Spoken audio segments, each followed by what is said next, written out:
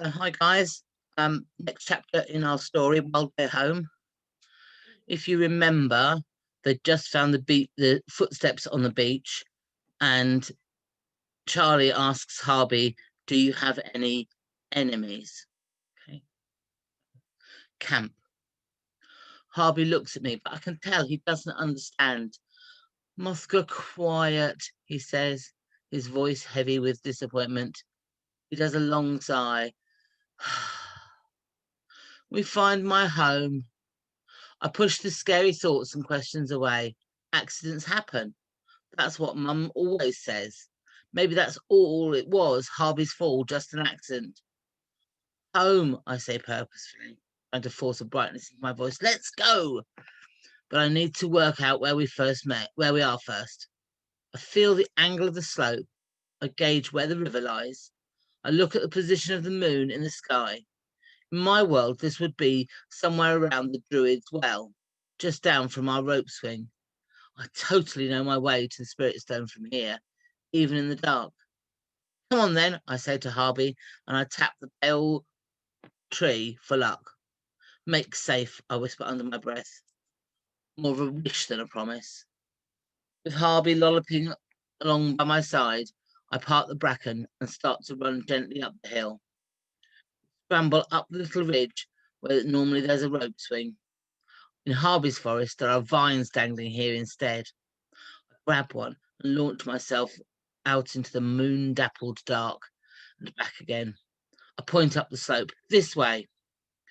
As I swerve tree trunks and nip under branches and hop over logs, I get a feeling I've had a million times before when I've been playing in my Mendel forest with Lamont and Beaky. I know exactly where I am and where I'm going. I'm going home. We plough through a patch of mint and the fresh chewing gum smell fills the night air. I laugh as I run through the soft leaves. It's the mint that Nero likes to chew on, the mint that must have always grown here, its roots buried deep. Toothleaf, mumbles Harvey, putting some in his mouth as he runs. Toothleaf, I say, and I chew some too. It's peach fuzz soft and it's peach fuzz soft and tastes all green and tingly.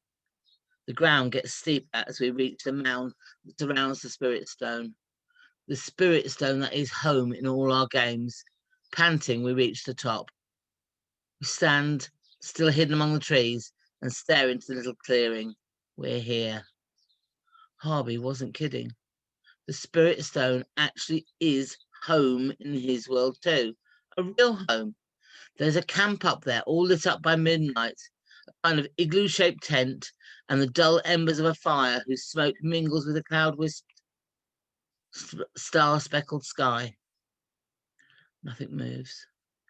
No human sound, only the breath of the wind in the leaves. Home? I whisper to Harvey. Harvey doesn't answer, but he stares at the camp, his face full of searching. I swallow. Come on then, let's have a proper look. I'm sure you'll remember it all in a minute. Harvey stares, transfixed. He follows me as I creep cautiously closer. We keep low to the ground, like invaders, as we edge round the clearing until we reach the Spirit Stone and crouch down behind it. Home? I whisper, laying my palm low on the grey, cool rock. A warm breeze rises. I lean into the Spirit Stone and peer out across the endless moonlit forest that is not my home at all. Harvey, home? I whisper, giving him a little nudge. No answer. No cries from Mosca either. Nothing. The camp is ominously still. Fire crackles and pops, sending a shimmer of sparks into the air. My heart leaps, then I gesture to Harvey and we move closer towards the heat and light. The tall trestle. Thin strips of dark meat dangle off it, swaying gently as they cook in the smoke. My empty tummy rumbles. Apart from the toothleaf, we haven't eaten for ages, not since Harvey's Hots. I check over my shoulder, then I lean across, snatch a piece of the smoky meat, sniff it, and stuff it in my mouth. It's so tender. I hardly have to chew, and it's delicious, like ham would be if ham was less pink and more wild. I gather another strip of meat and give it to Harvey. He eats silently, closing his eyes to chew. I watch him nervously. Why has he gone so quiet? Something's not right. I look around the little camp. Maybe this is not right. Maybe I've taken Harvey to the wrong place entirely. Maybe this isn't the place he remembered. I think of the footprints. Shadow. Maybe this is someone else's home. Harvey, I say, biting my lip. Is this actually your home? Home, he echoes, nodding, but his voice sounds hollow. He hangs his head. I look at the smouldering ashes, the little hut, the meat abandoned on the fire. Why is no one here? Why did no one come out, running out to greet Harvey? Why was no one looking out for him? I think of Dad calling Lamont and Beaky, of them promising to search for me in Mandel Forest. Home isn't home without people, without your family. Then I remember what Harvey said in the cave when we were looking at the handprints. My people, gone. Has Harvey's whole tribe really been wiped out? Is he all that's left? My heart aches, imagining how it would be to be truly alone in the world. I touch his arm. He just stares into the embers, remembering, not remembering. Who knows? What can I possibly do to help him? The animal skins which cover the hut flap noisily in the breeze like applause. I look across the little hut. Maybe Mosca's in there. I try to imagine the tiny baby curled up and cozy, snug beneath a soft deerskin blanket in a little woven crib. I push away other imaginings, a shadow man waiting in there to ambush me with his flint blade ready.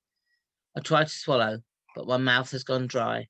I pick up a big stick from the pile next to the fire. Let's have a look in there, I say to Harvey, but he ignores me totally. He's still staring into the embers like he's in a trance. Slowly, I take a step towards the hut. Eeeeee! Shrieks a night creature from the forest. My belly does a flip. I tiptoe closer to the hut. Grabbing my stick tightly, I stand for a second by the hut's entrance and I listen.